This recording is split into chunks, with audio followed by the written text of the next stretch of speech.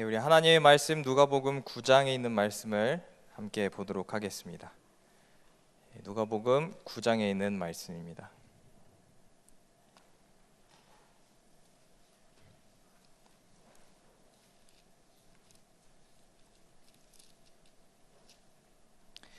누가복음 9장 28절부터 36절에 있는 말씀입니다.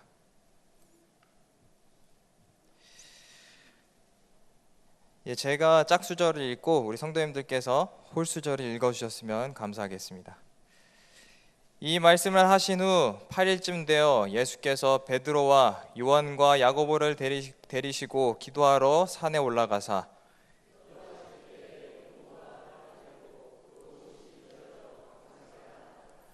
문득 두 사람이 예수와 함께 말하니 이는 모세와 엘리야라.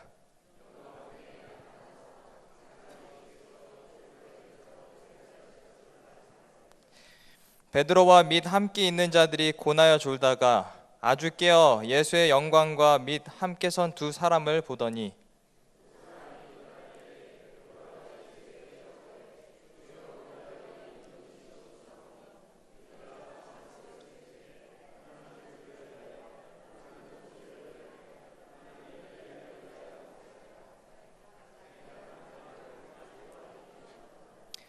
이 말씀할 즈음에 구름이 와서 저희를 덮는지라. 구름 속으로 들어갈 때에 저희가 무서워하더니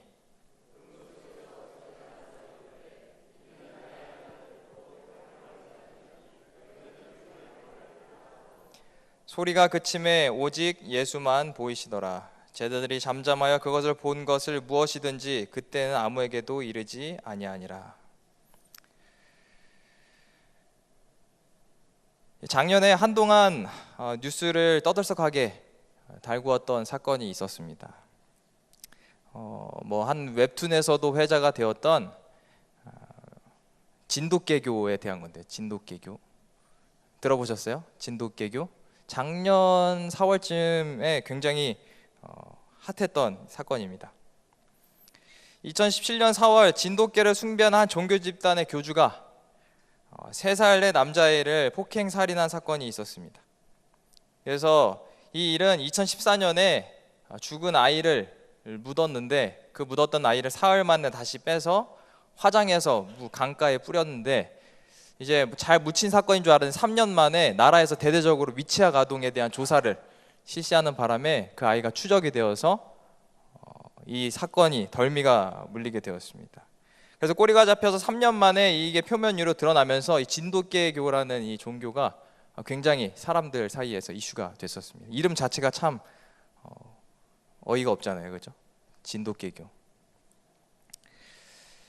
그래서 이 JTBC 뉴스룸에서 이 사건을 다룬 것을 잠깐 봤는데 개를 이게 신으로 섬기고 개하고 같이 살면서 합숙하면서 신도들 한 30명, 20명과 함께 또 개는 막 15마리, 20마리 이렇게 같이 함께 하면서 이 개들을 일과가 목욕시키고 또 똥 치우고 또 개 업고 다니고 이렇게 산책시키고 뭐 이러는 게 업무였다고 합니다. 그리고 다 되게 세분화해서 이렇게 업무 분담이 되어 있어서 개를 잘 신으로 모시는 종교였습니다.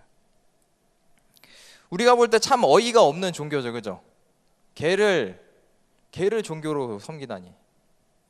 거기다가 어떤 정신머리이길래 사람을 죽이고도 그것을 은폐하고 또 거기에 친모가 그 일에 같이 가담했다는 거에 참 충격이었습니다, 그 당시에. 어떻게 이런 생각을 할 수 있지? 그리고 그 당시에 또 이제 그 작년에 이런 문제가 굉장히 많았어요, 그죠? 사이비 문제 뭐 이런 것들이 굉장히 많았기 때문에 신천지에 관해서도 그걸 패러디가 아니죠. 그걸 약간 표본으로 따서 나온 구해줘라는 드라마가 또 방영이 되면서 이런 종교적인 관심들이 굉장히 많이 갔습니다. 왜 이런 말도 안 되는 사건들이 일어나는 것일까요? 생각이 없나? 눈이 없나? 지식이 없나? 어떻게 그런 종교를 믿지? 어떻게 그런 신천지 같은 데 빠지지? 과연 그런데 우리는 너무 어이가 없다라고 생각하고 있지만 과연 우리는 안전한가? 우리 교단은 안전한가? 안전하지 않다는 것을 잘 아시죠? 작년에도 사건이 있었고 했기 때문에 신천도로 넘어가는 교인들이 있었고, 그런 것을 보면서 왜 저런 생각을 할까? 혹시 나도 저렇게 될 수 있을 가능성이 있나? 왜 저렇게 되는 것일까를 생각해 보게 됩니다. 오늘은 그 이유를 알아보려고 또 그것을 통해서 우리 스스로를 점검하게 되는 시간이 되길 원합니다.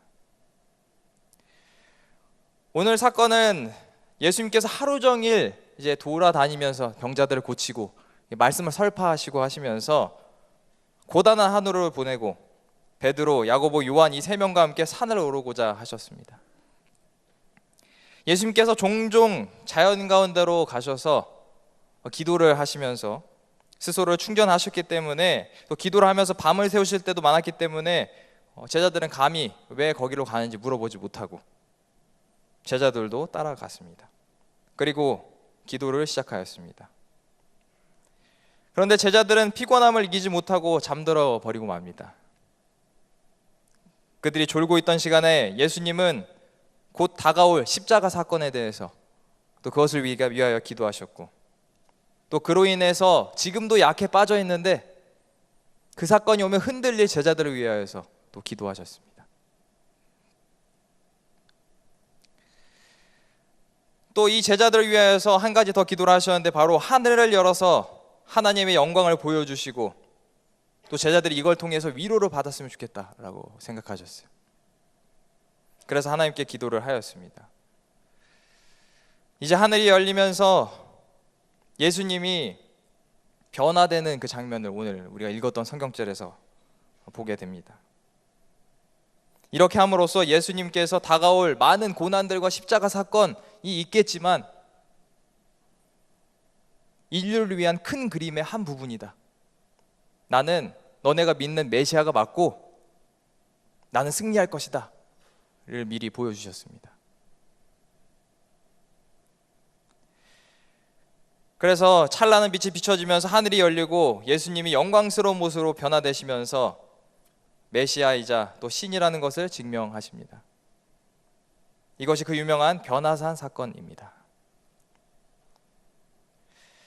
제자들이 산에서 변화하시고 또 멋지게 변하신, 영광스럽게 변화하신 예수님을 보았습니다. 그리고 그 옆에서 함께 이해하고 있는 두 사람도 보게 되었습니다. 누구와 누구예요? 모세와 엘리야였어요.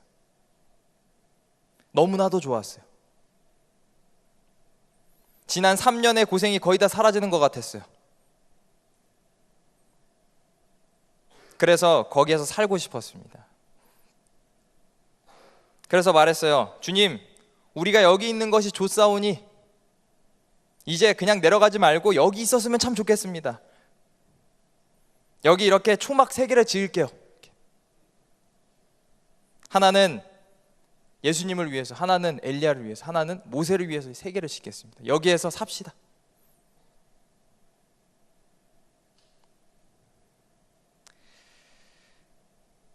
여기서 오늘 중요한 포인트가 나옵니다. 바로 제자들이 왜 여기서 살고 싶었냐 하는 이유예요. 이렇게 텐트를 짓고 내려가고 싶지 않았던 이유가 무엇입니까? 제자들이 베드로, 야고보, 요한이 산에 머물고 싶었던 이유가 예수님 때문이에요? 아니면 영광스러운 모습으로 변한 예수님과 모세와 엘리야 때문이에요? 누구 때문입니까? 예수님 때문이 아니었어요.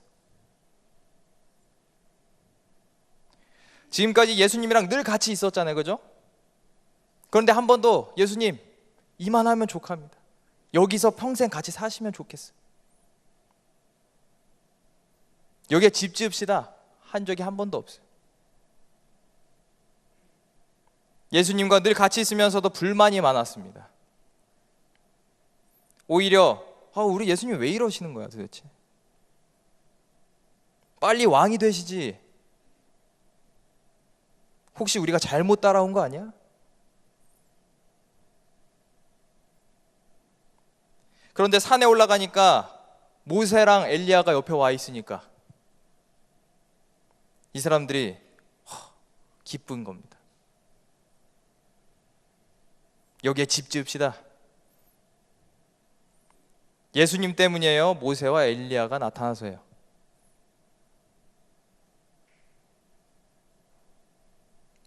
영광스러운 멋들어진 모습과 모세와 엘리야 때문이에요.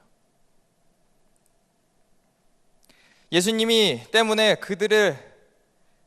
때문에 그들이 행복하지가 않았어요.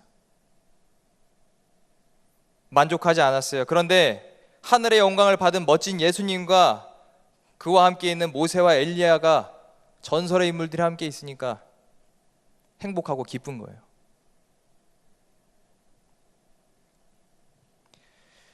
그들이 엘리야와 모세를 보고 왜 기뻐하게 되었는가? 왜 그런 생각을 가지게 되었는가? 변화산 사건 전의 말씀을 살펴보면 이해가 더 빠를 것입니다. 9장 초반에 보게 되면 예수님께서 제자들을 모아놓고 능력과 권위를 부여해 주시면서 야, 이제 너네도 가서 말씀을 전해라. 내가 나의 능력과 권위를 너네에게 허락하여 줄 테니까 믿고 가서 열심히 복음 전파해. 제자들을 사람들에게 파송 보냅니다. 9장 1절부터 시작된 내용이 그 내용이죠. 그래서 제자들이 예수님과 같이 복음을 전하고 병을 고친 능력까지 행사해요. 사람들이 하나님께 영광을 돌립니다. 그런 일들을 해내고 그런 소문이 아주 빠르게 사람들 사이에서 퍼지게 됩니다. 누가복음 9장 7절과 8절에 보게 되면 이런 말을 하게 돼요. 사람들이 헤로드 왕이 야, 이거 무슨 소문이야? 물어봤더니 사람들이 뭐라고 말해요? 어떤 사람은 엘리야가 나타났다고도 하며 어떤 사람은 옛 선지자 중 한 사람이 다시 살아났다고도 합니다.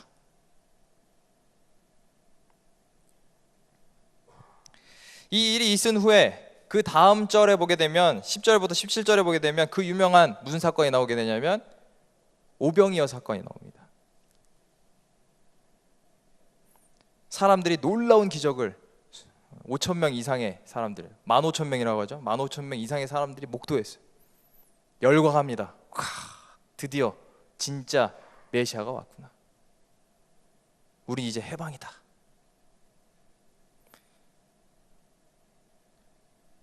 많은 사람들이 이 사건을 계기로 예수님을 왕으로 추대해야 한다. 막 목소리를 외칩니다. 제자들의 가슴은 뛰기 시작했어요. 이제 드디어 내가 아는 그 메시아의 모습이 나오는구나. 드디어 예수님이 왕이 되시려나 보다.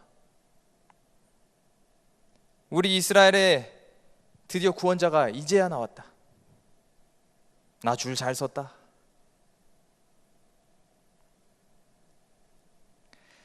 그런데 예수님께서 이것을 모두 다 거절하고 그 자리를 피해서 다른 지역으로 이동하시죠. 그래서 이 제자들의 기대는 산산조각이 납니다. 그리고 그 후에 제자들에게 18절에 이런 질문을 하십니다. 그 유명한 질문이죠. 예수께서 따로 기도하실 때 제자들이 주와 함께 있더니 물어 이르시되 무리가 나를 누구라 하느냐? 그랬더니 대답하여 이르되 침례 요한이라고 더러는 엘리야라 더러는 옛 선지자 중 한 사람이 살아났다 하더이다. 사람들이 했던 그 소문 그대로를 말하고 있죠. 이것을 보면 당시 사람들이 기다리던 메시아 상이 어떤지 잘 알 수 있습니다. 이스라엘 사람들이 기다리던 메시아의 모습은 그들이 400년 가까운 또 시간 동안 외세 침략에 이리저리 계속 휘둘리고 나라가 바뀔 때마다 계속 나라가 정복당하고 노예처럼 부려져 가는 그 상황을, 그 슬픈 처지를 이겨내줄 아주 힘센 슈퍼맨 같은 메시아를 기다리고 있었어요. 유대민족은 자신들의 환경과 처지를 개선시켜줄 메시아가 필요했습니다. 그래서 그들은 매일 예배를 드렸고 매일 성경을 읽었지만 그들이 믿는 그리스도인 신앙에는 예수님이 지려는 십자가 사건은 포함되어 있지 않았어요.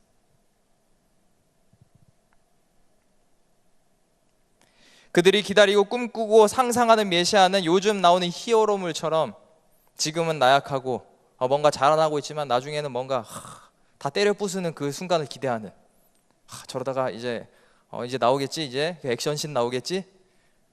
영화 볼 때 우리가 기대하잖아요. 막 주인공이 맞고 막 이러더라도 그 숨겨진 힘을 언젠가 폭발시키겠지. 오병이어를 딱 보면서 폭발시켰구나.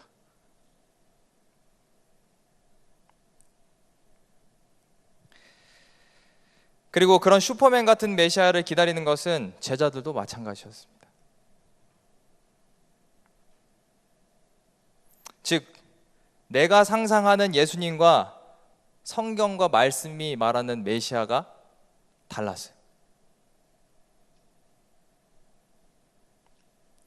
내가 생각하는 신앙은 복을 많이 주고 좋은 일들이 많이 일어나는 거였어요.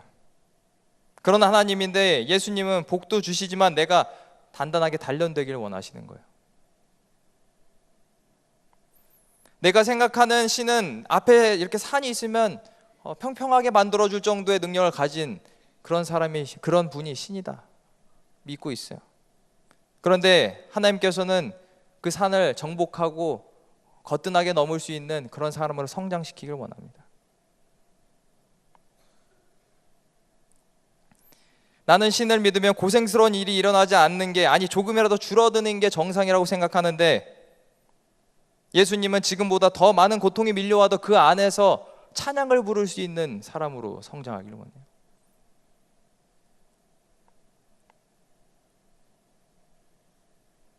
과연 오늘 저와 여러분들이 믿는 예수님은 어떤 모습의 예수님입니까?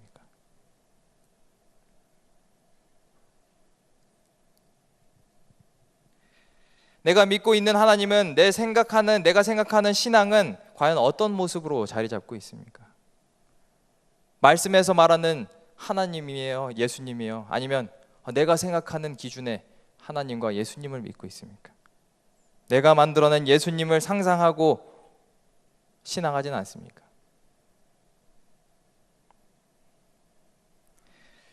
그렇게 된다면 다른 종교나 우리가 어리석다고 생각하는 그런 사람들과 우리가 다른 게 무엇입니까?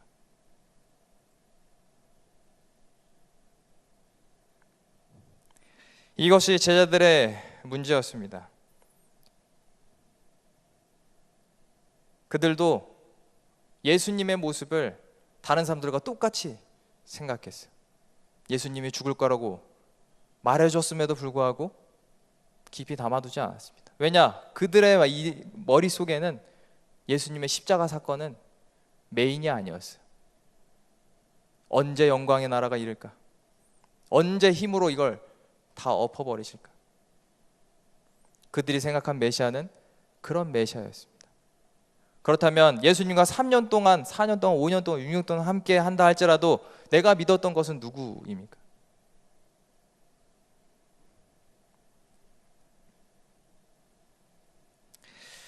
여러분, 모세와 엘리야는 하나님의 백성들 눈 앞에서 사라져야 합니다. 또 사라지게 됩니다. 그래서 그들은 하늘로 다시 올라갔어요. 그 다음 어떻게 되었습니까? 그것이 바로 오늘의 제목. 뭐만 나왔어요? 오직 예수만 보이시더라.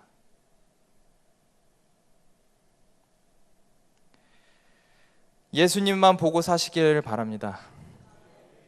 오직 예수님만 보이는 것, 이것이 바른 신앙입니다. 전도사, 목사님이 보이면 위험해요. 장로님이 보이고 집사님이 보이면 문제가 생깁니다. 무슨 장, 무슨 회장 보이면 심각합니다. 사람으로 인해 실망할 것도 없고 또 자랑스러워할 일도 없습니다. 사람은 다 똑같아요. 그러므로 우리는 우리 신앙에서 예수님과 나 사이에, 여러분과 나 사이에 그 끼어있는 어떤 사람, 어떤 존재, 어떤 물건, 어떤 상상이라 할지라도 두어서는 안 됩니다. 우리 교단 안에서도 많은 분들이 신앙을 떠납니다. 사람에게 실망한 사람들, 교회에게 실망한 사람들, 사람이나 교회에게 위선적인 모습이나 마음에 안 드는 장면을 보게 되어가지고 인간은 다 이렇구나, 예수님만 봐야지, 이렇게 생각하면 좋은데, 문제는 더 좋은 교회 없나? 더 훌륭한 목사님 없나? 진짜 없나? 이 사람 말고 더 좋은 전도사님 없나?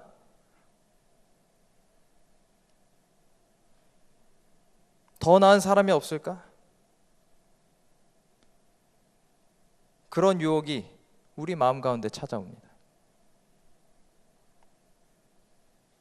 그럴 때 그런 유혹을 물리치시고 교회나 교회 안에 있는 사람에게 실망하게 되면 예수님을 바라보게 되길 바랍니다. 여러분, 사람이 보면 결국에 할 거는, 사람을 보면 할 건 실망밖에 없습니다.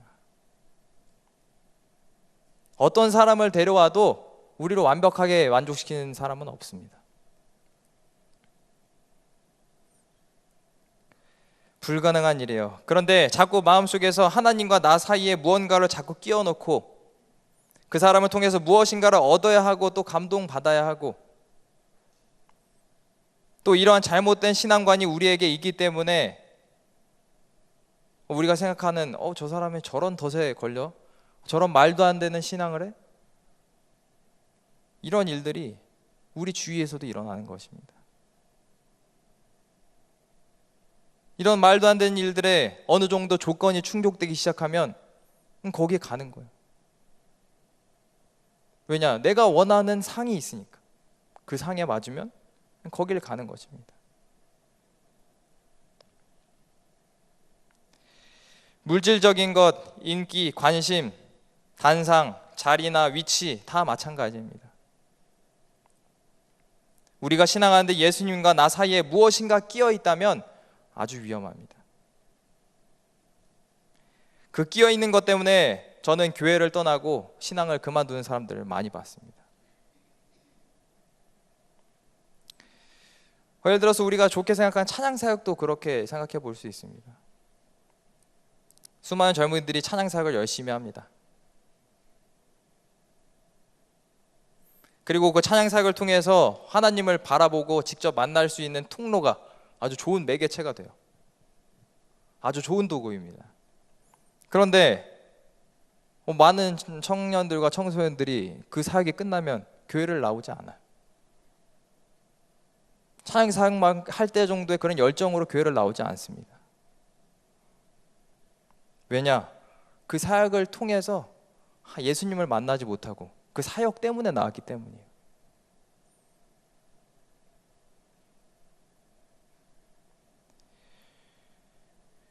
그래서 심지어 내가 누구를 찬양하는지 모르고 특창하는 것을 보면서 참 마음이 안타깝습니다. 누구를 위해서 노래 부르는지도 모르고. 제가 이제 청소년 사역을 하다 보니까 열심히 찬양 부르고 다 안식으로 PC방을 다 그럼 누굴 위해 찬양한 것입니까? 그걸 볼 때마다 참 마음이 아파요.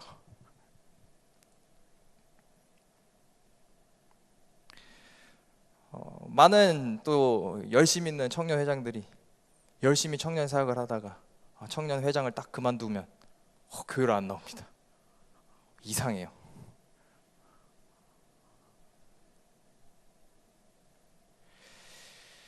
나와 예수님 사이를 연결해주는 찬양으로서 또 좋은 사역들이 많이 있지만 그것들을 걷어냈을 때 예수님이 남아있지 못하다면 아무 가치 없습니다. 오직 예수님만 보시기 바랍니다.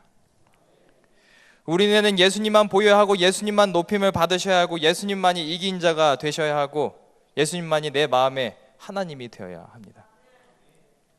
세상에 많은 사람들이 흐릿하고 안개 속을 걷는 것 같은 신앙을 합니다.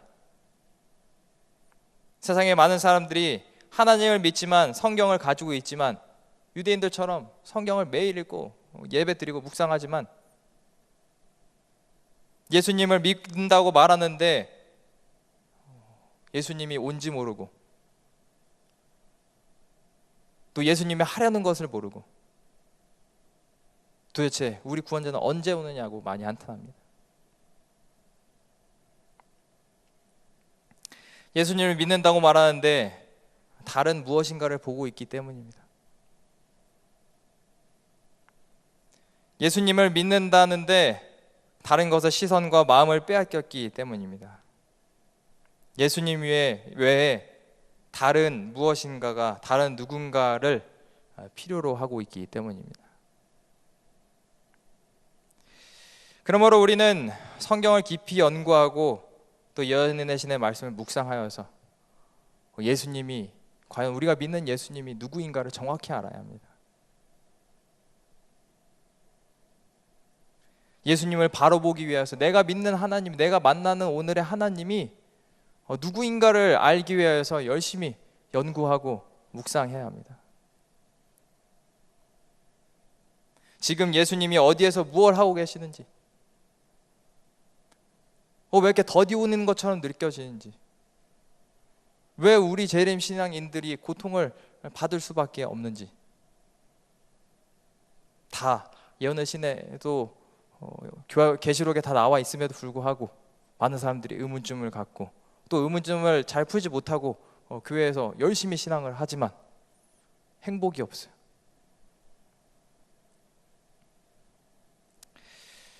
우리가 말씀을 열심히 제대로 알고 또 내가 만들어낸 예수님이 아니라 말씀이 말한 예수님을 만날 때 우리는 비로소 제대로 된 신앙을 하고 있는 것입니다. 결국에 세상의 모든 것은 사라지고 우리의 구원은 엘리야도 모세도 아니고 예수님에게 있습니다. 마지막에 우리가 읽은 것처럼 소리가 그침에 오직 예수님만 보이시더라. 결국엔 우리를 구원할 자는 예수님이십니다. 우리 모두가 함께 이것을 잘 기억하고 우리의 사이에 껴있는 것이 무엇인지를 다시 한번 점검하고 그것이 좋아 보이는 사역과 행동과 사람이라 할지라도 그것보다는 예수님을 직접적으로 만나는 우리 모두가 되길 바라며 말씀을 마치도록 하겠습니다.